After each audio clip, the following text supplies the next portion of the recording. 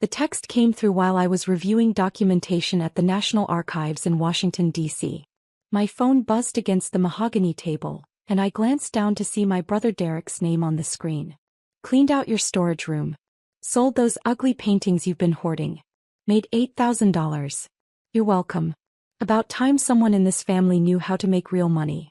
My hand stilled over my coffee cup. The paintings. My chest tightened, but I kept my expression neutral.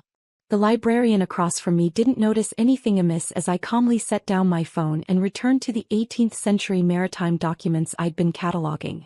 Another text arrived 30 seconds later. Dealer said they were amateur work but paid cash anyway. Splitting it with mom and dad since they let me use your room for storage. Fair is fair, right? Face with tears of joy. I typed back a single word, understood. Then I made a phone call. The paintings Derek had just sold weren't mine to sell. They weren't his to touch. They weren't even legally available for private ownership. Each one was a recovered cultural artifact currently under federal protection, temporarily housed in my secure storage facility while undergoing authentication and provenance research. I was the lead art historian for the FBI's Art Crime Team's Cultural Heritage Division, specializing in Revolutionary War-era artwork. Those 7 paintings represented 18 months of international investigation, cooperation with Interpol and careful negotiation with private collectors. Combined insurance value, $1.2 million. Legal status, protected government assets. My brother had just committed a federal crime. I finished my work at the archives, submitted my research notes, and caught the 4 p.m. train back to Philadelphia. My phone buzzed continuously during the journey. More texts from Derek, then from my mother, then from my father. Derek, use some of the money to book that Vegas trip I've been planning. Thanks, sis. Slot machine. Mom, Derek told us about the paintings. So glad he could help you declutter. You always were a pack rat, sweetie. Dad, your brother's finally showing some initiative. Maybe you could learn something from him about turning a profit. I didn't respond to any of them. Instead, I opened my secure work phone and sent a carefully worded email to my supervisor, Special Agent Catherine Morrison, along with the assistant U.S. attorney assigned to our division. I attached photographs I'd taken of the paintings in storage 3 weeks earlier, provenance documentation and the text messages from Derek. Catherine called me within 10 minutes. Emma, please tell me your brother didn't actually sell the Peel collection. All 7 pieces, I said quietly. He texted me about it 2 hours ago. There was a long silence on the line. Then, the authenticated Charles Wilson Peel portraits we recovered from that estate fraud case in Geneva? The ones scheduled for Smithsonian transfer next month. Yes. Jesus Christ. Catherine's voice shifted into professional mode. Where are you now? On the train. I'll be home in 40 minutes. Don't go to your apartment. Come straight to the field office. We need to move on this immediately. Do you know who he sold them to? He mentioned a dealer. No name yet. We'll trace it. Emma, I'm sorry, but you know what this means. I know, I said. My voice remained steady. Federal theft of government property. Art fraud. Possibly interstate transportation of stolen goods depending on where the buyer is located. Your brother's looking at serious time. I know, I repeated. My family had never understood my work. To them, I was Emma the eternal student. Emma who spent too much time with dusty old paintings. Emma who'd never had a real job, despite my PhD in art history and my position with the FBI. Derek was the successful one. He'd opened 3 cell phone repair shops in the Philadelphia suburbs, drove a BMW he couldn't quite afford, and never missed an opportunity to remind everyone that he made actual money, while I played with old pictures. My mother had stopped asking about my work years ago. It's too complicated, sweetie, she'd say whenever I tried to explain a case. My father would change the subject to Derek's latest business expansion or my younger sister's marketing career. When I'd asked Derek to avoid my storage room at the apartment, the climate-controlled space where I occasionally kept work materials that didn't require vault-level security, he'd laughed. What, afraid I'll steal your precious doodles? Apparently yes. The FBI field office in Philadelphia was bustling with activity when I arrived. Catherine met me in the lobby, her expression grim. She was a striking woman in her 50s, with steel gray hair and the kind of presence that made people instinctively straighten their posture. Conference room 3, she said. Art crime team is assembling. Tracy Perkins is already here. The next 2 hours were a blur of statements, documentation and strategic planning. The Assistant U.S. Attorney James Perkins was a sharp-eyed man in his 40s who'd prosecuted several high-profile art theft cases. The paintings were in your apartment? He asked, reviewing my written statement. In a secure storage room. Climate-controlled, locked, with documented chain of custody. My brother had a key to the apartment for emergencies but explicit instructions never to enter that room. Do you have those instructions in writing? Text messages. Emails. I'll provide everything. Perkins nodded. The moment he sold federal property, he committed a felony. If he transported the paintings across state lines or the buyer did, we can add more charges. The dollar value puts this in serious territory. We're talking potential prison time of 5 to 10 years. I felt nothing. No satisfaction, no guilt. Just the cold weight of inevitability. We need to locate the paintings, Catherine said. Emma, look at your brother's texts again. Anything that might identify the buyer. I scrolled through Derek's messages. He said dealer. He used the term cash. That suggests a gallery or a private dealer who handles estate sales. In Philadelphia? Most likely. Derek wouldn't drive far for this. He thinks he's being clever, but he's lazy. One of the junior agents, Marcus Chin, spoke up from his laptop. I'm running searches on recent cash art transactions in the Philadelphia area. Cross-referencing with dealers known to handle American colonial artwork. His fingers flew across the keyboard. Got a hit. Rothman Gallery in Rittenhouse Square posted new acquisitions on their Instagram 2 hours ago. Quote, exciting new collection of 18th century portraits. Colonial American art enthusiasts, don't miss this. Catherine leaned over his shoulder. Pull up the images. My paintings filled the screen. All 7 of them, displayed in Rothman Gallery's showroom, price tags clearly visible. They were being sold as attributed to Charles Wilson Peale. A careful hedge that wouldn't survive expert authentication, but enough to justify the gallery's listed prices ranging from $45,000 to $200,000 each. That's them, I confirmed. The provenance documentation was in my files. Derek must have taken that too, or at least enough information to make the sale credible. Perkins pulled out his phone. I'm calling Judge Martinez for a warrant. We'll need to seize the paintings immediately and freeze the gallery's assets related to this transaction. What about my brother? I asked quietly. Catherine's expression softened slightly. Emma, you know we have to arrest him. He committed federal theft. We have documented evidence, including his own text messages confessing to the crime. I know. Are you going to be okay with this? I met her eyes. He stole $1.2 million in federal assets. He could have derailed an international investigation. He committed a serious crime because he thought I was too stupid to have anything valuable. I paused. Yes, I'm okay with this. The warrant came through at 8:47 p.m. By 9:15, a team of FBI agents and Philadelphia police officers had surrounded Rothman Gallery. I watched from an unmarked vehicle as they entered the building, presented the warrant to the shocked owner, and began the process of documenting and seizing the paintings. The gallery owner, a silver-haired man named Stuart Rothman, cooperated fully once he understood the situation. According to his statement, which I read later, Derek had approached him that afternoon with the paintings, a fake provenance letter I'd apparently written authenticating them as family heirlooms, and a forged bill of sale. He seemed legitimate, Rothman told the agents. He had documentation. He knew the artist's name. He said his sister was an art historian who'd authenticated them before she passed away. I'd passed away apparently. That was Derek's story. I was dead and he was liquidating my estate. The audacity would have been impressive if it weren't so infuriating. By 10:30 p.m., all 7 paintings were secured and en route to the FBI's evidence facility. Rothman was cooperating with the investigation. He'd been defrauded too, after all, and was desperate to avoid being charged as an accomplice. He provided copies of all documentation Derek had given him, including my forged signature on multiple documents.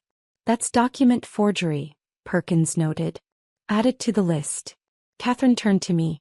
We're moving on your brother tonight. Do you want to be there? I considered. No.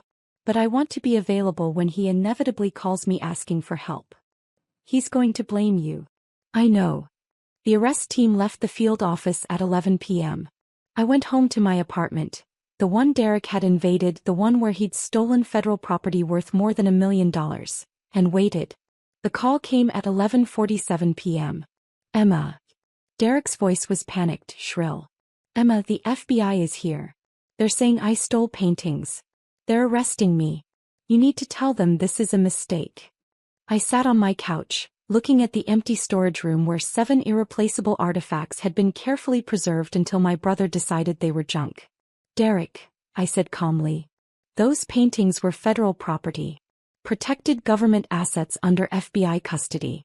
I'm the lead art historian for the FBI art crime team. Those pieces were part of an ongoing international investigation. Silence. Then, what? You stole $1.2 million in government property. You forged federal documents. You committed art fraud. You're being charged with multiple felonies. You're FBI? His voice cracked. Since when? 7 years, Derek. I've been with the art crime team for 7 years. But you never said, Mom and Dad said you worked with paintings. I do work with paintings. I investigate stolen cultural artifacts and build federal cases against art criminals. I paused. People like you. Emma, you have to fix this. Tell them it was a mistake. I didn't know. You received explicit instructions never to enter that storage room. I thought you were just being dramatic. I didn't think you had anything valuable. Why would you sell something if you didn't think it was valuable, Derek? Another silence. Then I heard my mother's voice in the background. Let me talk to her. The phone changed hands. My mother's voice came through, trembling with anger. Emma Louise Harrison, you tell these people to leave your brother alone right now. Mom, Derek committed federal theft. He sold some old paintings. You're overreacting. Those paintings are worth $1.2 million. They're protected government assets. He forged federal documents and committed art fraud. So what? He's your brother. Family protects family. Family also respects family, I said quietly. Family doesn't steal. Family doesn't forge signatures. Family doesn't commit federal crimes. You're going to let them arrest him over some stupid paintings? Yes. My mother made a sound somewhere between a gasp and a shriek. I didn't raise you to be like this. You raised me to value honesty, respect, and the law. Derek broke all three. The phone went dead. 30 seconds later my father called. I didn't answer. He left a voicemail. Emma, your mother is hysterical. Derek is being arrested. I don't understand what's happening, but you need to fix this. He's your brother. Whatever he did, we can pay it back. Just drop the charges. I deleted the voicemail without responding. The arrest made the local news by morning.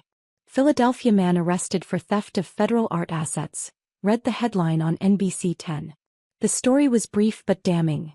Derek Harrison, 34, had been charged with theft of government property, art fraud, forgery of federal documents, and interstate transportation of stolen goods. The paintings, described as rare 18th-century portraits valued at over $1 million, had been recovered. My phone exploded with messages. My younger sister Jessica. Emma, what the hell? Derek is in jail. Extended family members. Is this true? What's going on?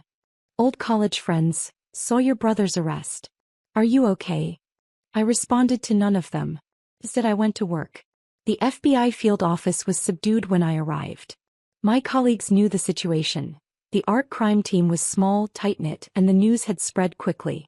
Catherine met me at my desk. How are you holding up? Fine, I said. What's the status on the paintings? Secured in evidence. Perkins is building the case. Your brother lawyered up. Public defender named Rodriguez. Good attorney, actually. He'll advise Derek to take a plea. What's the offer? Too early to say. But given the value, the federal nature of the crime, and the forgery charges. Catherine trailed off. He's looking at significant prison time. Maybe 5 years with a plea, 10 if he goes to trial and loses. I nodded. The paintings. Provenance confirmed. Authentication completed. They'll be transferred to the Smithsonian on schedule. You saved an international investigation, Emma. If those paintings had disappeared into private collections, we might never have recovered them. Derek didn't know that. No. He thought he was stealing worthless junk from his loser sister. The accuracy of that statement made something twist in my chest, but I pushed it aside. What do you need from me? Statement refinement. Court testimony preparation. The usual. Catherine paused. Your family's going to make this difficult. I know. Difficult was an understatement. Over the next 3 days I received 147 text messages, 63 phone calls, and 12 emails from various family members. My mother's messages progressed from angry to pleading to venomous. My father's were shorter but equally hostile. Jessica tried the reasonable approach, suggesting family therapy and mediation. None of them seemed to grasp the fundamental reality. Derek had committed a serious federal crime, and I had no power to make it disappear. On day 4, my mother showed up at my apartment. I opened the door to find her standing in the hallway, dressed in black like she was attending a funeral. Her eyes were red and swollen. "Can I come in?" she asked. I stepped aside. She entered slowly, looking around the apartment as if seeing it for the first time. Her gaze landed on the storage room door. "That's where they were?" she asked quietly. "Yes." Derek said they looked like amateur paintings. Old portraits that someone's grandmother might have done. They're authenticated Charles Wilson Peale portraits from 1780. Part of a collection that was stolen from a Swiss museum in 1987 and trafficked through private collectors for decades. The FBI recovered them 18 months ago. I was leading the provenance research. My mother sat down heavily on my couch. "You work for the FBI?" "Yes." "For 7 years?" "Yes." "Why didn't you tell us?" I sat across from her. "I did tell you, Mom. Multiple times. You said my job was too complicated to understand." Dad changed the subject. "Derek made jokes about me playing with pretty pictures." She flinched. "We didn't realize." "You didn't want to realize. It was easier to think I was unemployed or working some meaningless museum job than to actually listen when I explained what I do." "So you let us think you were a failure?" The question hit harder than I expected. "I let you think whatever you wanted to think. I couldn't force you to pay attention."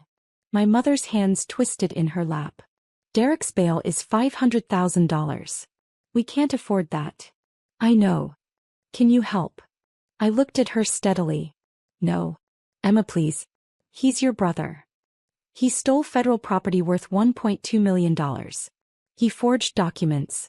He committed art fraud. If I helped him post bail, I could be charged with obstruction of justice. But you're FBI. You have connections. Which is exactly why I can't interfere. Mom, Derek committed a serious crime. There are consequences." She stood abruptly. "He made a mistake. He made multiple conscious choices, all of them illegal. You're going to let your own brother go to prison." I stood too. "I'm going to let the justice system work the way it's designed to work. Derek isn't going to prison because of me. He's going to prison because he committed federal crimes." My mother's face crumpled. "I don't even know you anymore." "You never did," I said quietly. She left without another word. The preliminary hearing was set for 2 weeks later. I attended as a witness, sitting in the federal courthouse and watching my brother shuffle in wearing an orange jumpsuit and handcuffs. He'd lost weight. His usual cockiness had evaporated, replaced by a hollow-eyed fear that might have moved me if I didn't know exactly what he'd done. His public defender, Marcus Rodriguez, was indeed good. He made a compelling argument for bail reduction, citing Derek's family ties and lack of prior criminal history. The judge was unmoved. "Mr. Harrison sold federal property worth over $1 million, Judge Martinez said, her voice crisp. He forged federal documents. He demonstrated sophisticated planning and deliberate criminal intent. Bail is denied." My mother sobbed in the gallery. My father sat stone-faced. Jessica stared at me like I was a stranger. After the hearing, Asa Perkins approached me in the hallway. "They'll offer a plea soon. Rodriguez knows he can't win at trial. The evidence is overwhelming." "What will he get?" "My recommendation will be 5 years federal prison, 3 years supervised release, full restitution to the government for investigation costs, and a permanent ban from art dealing or sales. And if he refuses the plea? 10 to 15 years if convicted at trial. The judge won't be lenient with document forgery and art fraud on top of the theft charges. I nodded. Thank you. Perkins hesitated. For what it's worth, you did the right thing. Those paintings are irreplaceable pieces of American cultural heritage. If they'd been lost. I know. Your family doesn't see it that way. No, I agreed. They don't. The plea offer came 3 days later. Derek's attorney called my supervisor to inform the FBI that his client would be accepting the government's terms. 5 years in federal prison, 3 years supervised release, $87,000 in restitution for investigation and recovery costs, and a lifetime ban from art-related commerce. Catherine called me into her office to deliver the news. It's done, she said. Sentencing is scheduled for next month, but the plea agreement is signed. Your brother's going away. I sat down slowly. 5 years. It's better than 15. Rodriguez did right by him. She paused. How do you feel? I don't know, I admitted. I keep thinking about when we were kids. Derek was always the charming one, the one who could talk his way out of anything. He's probably terrified right now. He should be. Federal prison isn't a joke. I know. I looked up at Catherine. Did I do the right thing? Emma, you reported a federal crime. You protected government assets worth over $1 million. You maintained the integrity of an international investigation. Yes, you did the right thing. It doesn't feel right. Because he's your brother. But Emma, if you'd covered for him, you'd have been complicit. You'd have destroyed your career and probably faced charges yourself. And those paintings, those irreplaceable pieces of history, might have been lost forever. He was right. Intellectually, I knew she was right. But emotionally, the weight of what I'd set in motion was crushing. The 7 Peale portraits were transferred to the Smithsonian Institution 3 weeks later. I attended the ceremony as part of the FBI art crime team. The museum's director of American art gave a speech about cultural preservation and the importance of law enforcement cooperation in recovering stolen artifacts.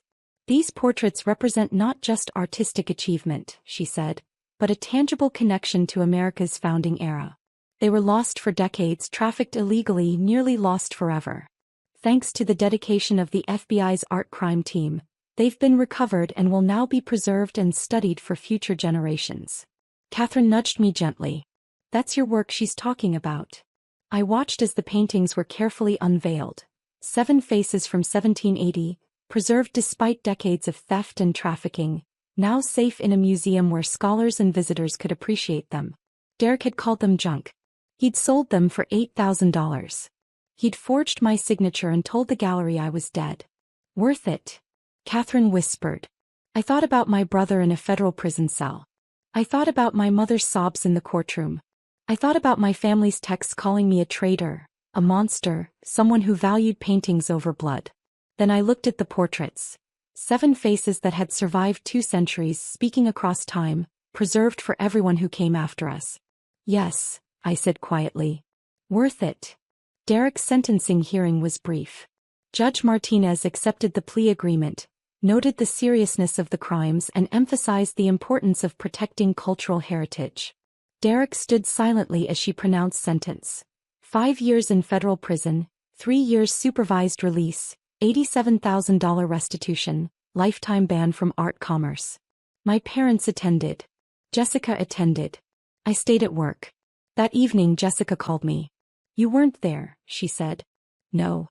Mom wanted you there. I'm sure she did. A long silence. Then, Emma, I've been reading about those paintings. The ones Derek sold. Oh. They're really important.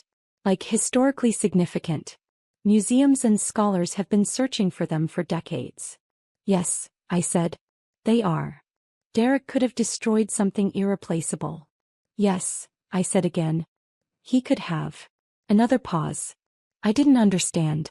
None of us did. We thought you were just being vindictive. But you were protecting something bigger than family drama, weren't you? My throat tightened. I was doing my job, Jessica. That's all. No, she said softly. You were doing the right thing even though it cost you everything. That's different. After we hung up, I sat in my apartment. The The one Derek had violated, the one where he'd stolen pieces of American history because he thought I was too pathetic to own anything valuable, and let myself cry. Not for Derek. Not really. But for the family we'd never quite been, for the respect I'd never quite earned, for the version of us that might have existed if they'd ever bothered to see who I actually was. 6 months later, I stood in the Smithsonian's American Art Wing, looking at 7 portraits by Charles Willson Peale, dated 1780, recently recovered after 37 years missing. The placard credited the FBI Art Crime Team's Cultural Heritage Division. My name was on that placard. Dr. Emma Harrison, lead art historian. Visitors walked past, pausing to read about the painting's incredible journey from theft to recovery. They had no idea what it had cost. They didn't know about the brother in federal prison, the parents who'd stopped speaking to me, the family gatherings I'd never attend again. But they could see the paintings. Students could study them. Scholars could research them. Future generations could connect with faces from 1780, preserved despite everything. Catherine found me standing there. Still worth it, she asked. I looked at the portraits. 7 faces that Derek had called junk, that he'd sold for less than 1% of their value, that he'd nearly lost forever. Yes, I said. Still worth it. My phone buzzed. A text from an unknown number. This is Derek. I have limited phone access. I'm sorry. I understand now what I did. I'm sorry for everything. I looked at the message for a long time. Then I typed back, I know. Good luck, Derek. I didn't delete his number. But I didn't save it either. Some bridges burn. Some families break. Some choices cost everything. But 7 portraits from 1780 hung in the Smithsonian, preserved for all time, and I'd helped make that possible. It was enough. It had to be enough.